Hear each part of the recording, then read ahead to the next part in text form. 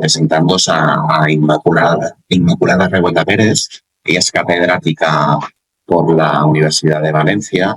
Ha escrito mucho, digamos que es de las académicas que más ha escrito sobre comunidades energéticas y tiene multitud de artículos doctrinales sobre la materia.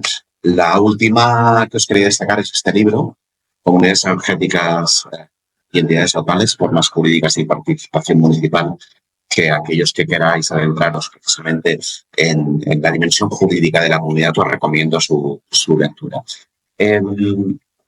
Inmaculada, en primer lugar, te quería preguntar ¿por qué crees tan importante la participación de los entes locales y particularmente de los ayuntamientos en la constitución y en el impulso de las comunidades energéticas? Bien, yo considero que la participación de los entes locales en las comunidades energéticas es crucial. Es crucial para que tenga éxito esta figura y se pueda desarrollar, que es lo que pretende el derecho europeo. Hay que tener en cuenta que las comunidades energéticas son una nueva figura que surge, que irrumpe en los mercados energéticos y que como novedad va a permitir participar en estas entidades a nuevos agentes y van a poder participar como productores, dejando de ser consumidores tradicionales. Estos actores, como los ciudadanos, esto es muy importante, las pequeñas empresas y también las administraciones públicas.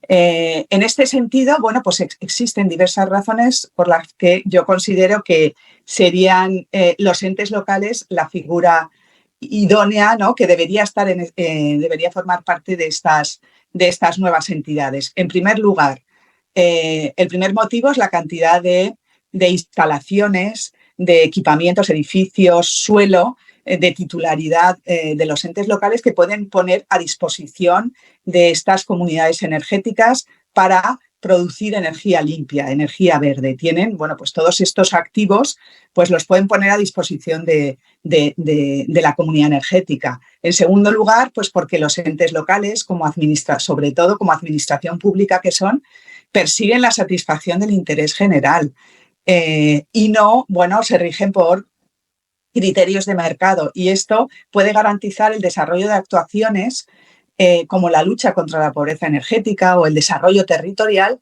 que yo creo que es la principal, el principal potencial que tienen estas nuevas entidades que van a actuar en el mercado energético. Es la única forma, a mi juicio, para garantizar que se van a desarrollar todas estas actividades de índole social por parte de las comunidades energéticas. Si participa un ente local, lo crea o lo impulsa, ¿no? Y luego también, bueno, pues su participación está claro que puede generar seguridad jurídica en los ciudadanos y en los distintos actores para involucrarse en estos proyectos e impulsar la participación de estos otros sujetos en los mercados eléctricos, como ya he dicho, los ciudadanos o las pequeñas empresas. En resumen, bueno, pues más probabilidades de éxito si participa un ente local. Y además, dentro de las administraciones, la escala local yo creo que es la más interesante en cuanto a lo que son administraciones públicas que pueden participar. La escala local yo creo que es la idónea para desarrollar estas entidades. Completamente de acuerdo con esta importancia de los entes locales. En cualquier caso, cuando un ente local, cuando un ayuntamiento quiere participar, tiene que justificar dicha participación. Y digamos que dicha participación, el hecho de que la ley de bases de régimen local no reconozca las competencias de los entes locales en materia de energía, es una dificultad. ¿Qué normas tú crees que habilitan esa participación del ente local en la constitución e impulso de una actividad energética? Bien, está claro que la ley de bases de régimen local no está adaptada a este desafío que constituye la participación de los entes locales en los mercados energéticos. Es más, se introdujeron modificaciones en 2013 tras la crisis económica de 2008 que han impuesto una serie de restricciones a la hora de desarrollar actividades, actividades económicas a los ayuntamientos. Además, incluso, bueno, pues desapareció una previsión que era muy interesante que existía antes en cuanto a algún suministro, ¿no? En la Ley de Bases de Régimen Local. Frente a esto, se han producido algunos desarrollos, como por ejemplo en la Ley del Sector Eléctrico de 2013, pero tenemos que tener en cuenta que es una ley del sector eléctrico, sectorial, donde se reconocen estas figuras de las comunidades energéticas y ahí se prevé esa participación local. Esto sería una habilitación, desde luego, para actuar en este ámbito, pero una habilitación, a mi juicio, necesitaría ser reforzada, porque esa referencia que se transpone del derecho europeo a que pueden participar los entes locales en estas comunidades energéticas, a mi juicio, es insuficiente. Y luego, bueno, pues sí que es verdad que en el ámbito, eso a nivel estatal, que en el ámbito autonómico, las leyes recientes de cambio climático y transición energética ya introducen también habilitaciones más o menos implícitas, pues en la exigencia de planificación a escala local de los temas energéticos y otras obligaciones que se imponen, incluso la posibilidad de utilizar el derecho de superficie para ceder los activos, que podríamos considerar algún tipo de habilitación, pero a mi juicio totalmente insuficiente. Y a escala estatal se deberían, bueno, pues establecer algunas previsiones. Llama la atención, solo quiero señalar una cuestión, que la Ley Estatal de Cambio Climático, la Ley 7/2021 de Cambio Climático y Transición Energética, que se aprueba en el año 2021, ni siquiera haga una referencia a esta figura de las comunidades energéticas. Quizá también en esta ley debería haberse previsto, bueno, quizá no, yo creo que debería haberse previsto de alguna forma una habilitación expresa a los ayuntamientos para constituir estas figuras. Nos ha situado muy bien, ¿no?, cuáles podrían ser los habilitantes. Está claro que las directivas, la Directiva Europea del Mercado Interior de Electricidad y la de Renovables, ¿no?, habla del ente local. Y te introduzco la que tenía prevista, que será la cuarta pregunta, pero para hilarlo bien, ¿no? ¿Qué norma entonces crees tú que sería oportuno que se modificase, más allá del desarrollo reglamentario previsto para dar ese marco jurídico con seguridad jurídica y poder ser favorable a favor de las comunidades energéticas? Pues a escala estatal, pues podría, por ejemplo, modificarse la Ley 7/2021, como he señalado, de Cambio Climático y Transición Energética, y aquí establecerse, porque la Ley del Sector Eléctrico, bueno, pues es una ley sectorial, como hemos dicho, que ni siquiera abarca todo el ámbito energético, solo el sector eléctrico. Entonces, bueno, pues en la Ley 7/2021 de Cambio Climático creo que es, y de Transición Energética, es que el título lo dice, los cambios climáticos, que es transición energética, podría regularse de una forma adecuada.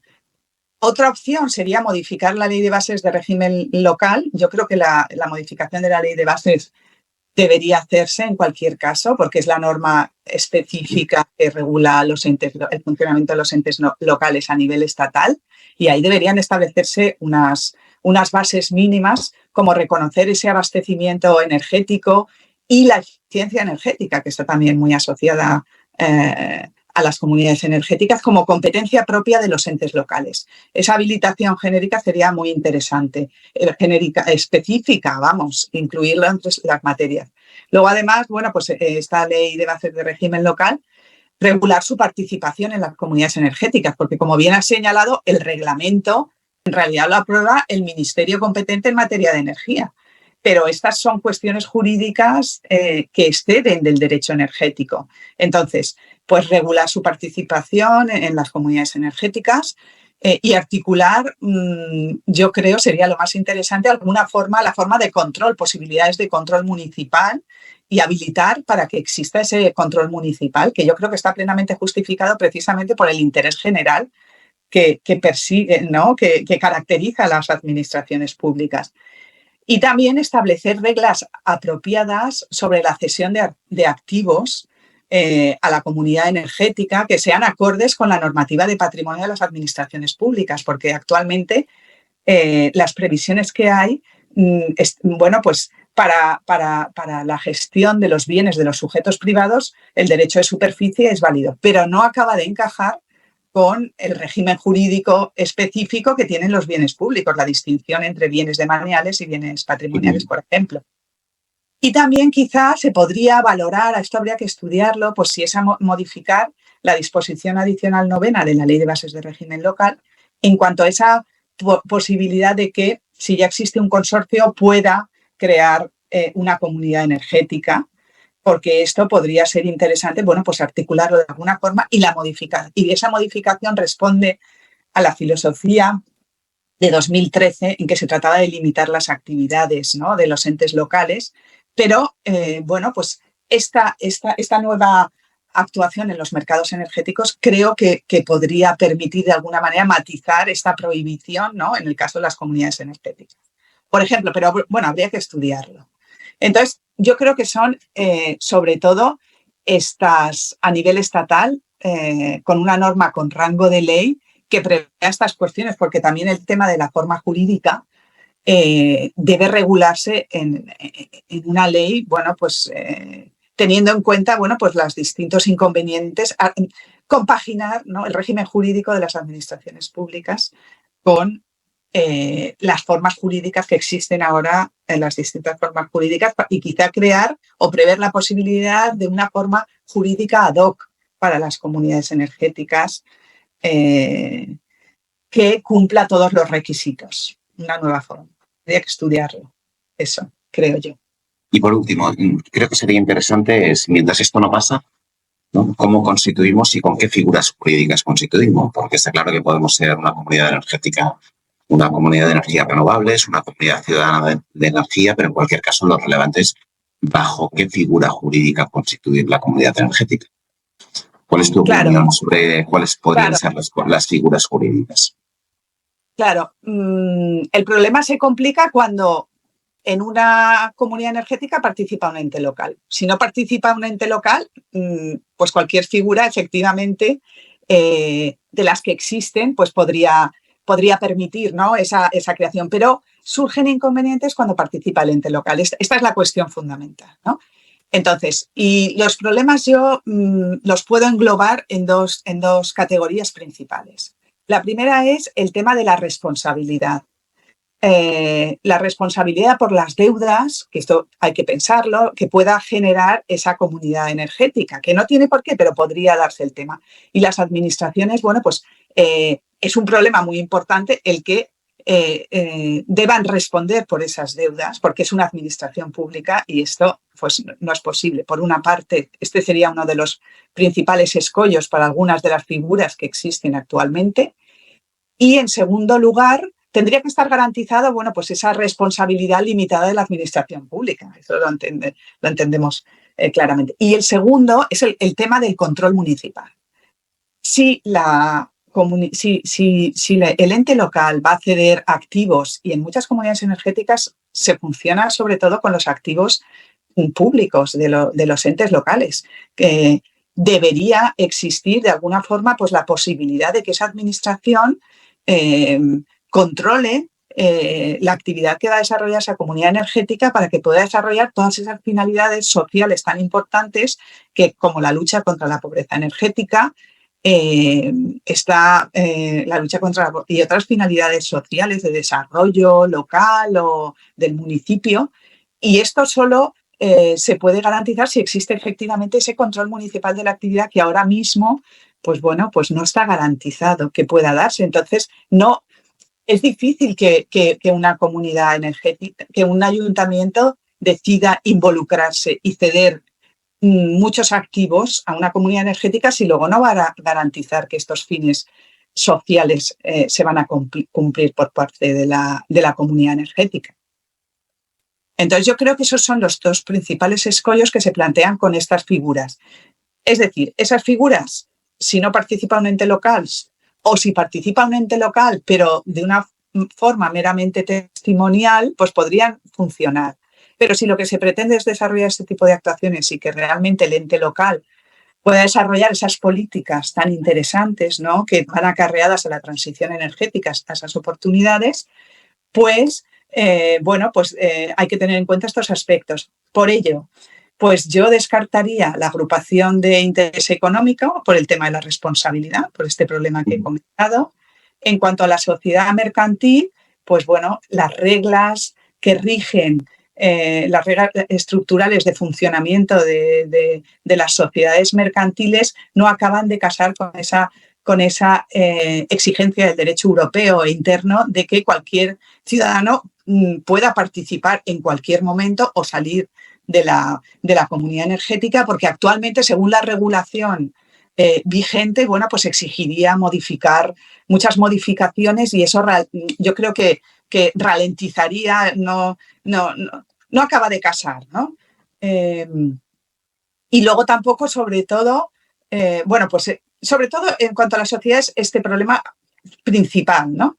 En cuanto a la cooperativa, en realidad la cooperativa es la figura que yo creo que se está utilizando más actualmente y que tiene muchas ventajas, ¿no? Por la flexibilidad, podría encajar casi perfectamente por los temas de responsabilidad, pero tenemos aquí también el tema del control municipal, que las limitaciones que existen, además esto se regula a nivel autonómico, bueno, pues tampoco permiten, ¿no? Ese control de todas esas actuaciones. Ese sería el escollo de la cooperativa y lo mismo ocurre con la asociación. En cuanto al consorcio, que parece una figura interesante de cara al precisamente este control que queremos municipal de esas actividades de interés social, actualmente la regulación, claro, no estaba pensada para este tipo de consorcio, ¿no? Que van a prestar este tipo de actividades, resulta un poco rígida en cuestiones de personal, también de contabilidad o presupuestaria, pero sobre todo el problema de la participación de las personas físicas desde la perspectiva o en la medida en que la Ley 40/2015 del sector público no están pensadas en principio para esa participación e integración de las personas físicas. En este sentido sí que se podría utilizar esta figura, pero habría que establecer unas bases para esa participación, preverse en una norma estatal con rango de ley, bueno, pues cómo bueno, pues se puede articular esta participación, pues por ejemplo, con una asociación de vecinos o otro tipo de entidad que garantice esas reglas, ¿no? de toma de decisiones democráticas y tal que se exige. Se podría también crear una nueva figura ad hoc, ¿no? Donde para las comunidades energéticas, ¿no? En las que participen entes locales, donde, bueno, pues se establecían estas reglas de limitación de la responsabilidad, de la administración pública, de los socios, en definitiva, y lo del tema del control municipal. Teniendo en cuenta todos estos aspectos, ¿no? Habría que, bueno, pues buscar alguna... quizá dejar también flexibilidad, ¿no? En cuanto a las figuras, ¿no? Pero prever una posibilidad de una figura concreta cuando participa un ente local. Pues nada más. Gracias, Inmaculada. Si quieres añadir alguna última reflexión sobre comunidades. Pues que, bueno, pues que sí, simplemente que los datos ponen de manifiesto que se están creando pocas comunidades energéticas, al menos que participen entes locales o que puedan desarrollar estas figuras. Y yo creo que sería muy conveniente que se regule esta figura porque tiene un potencial enorme social, de desarrollo rural. Los ayuntamientos están interesados en hacerlo, pero encuentran muchos inconvenientes. Yo creo que sería deseable una regulación apropiada para este tipo de comunidades energéticas en que participan entes locales. Muchas gracias, Inmaculada, y bueno, de tus reflexiones coinciden con la de muchos y muchas, y esperemos que tengamos ese marco normativo que nos ayude, pero en el mientras tanto continuamos con gracias. Perfecto, muchísimas gracias a vosotros por la invitación a participar en este curso.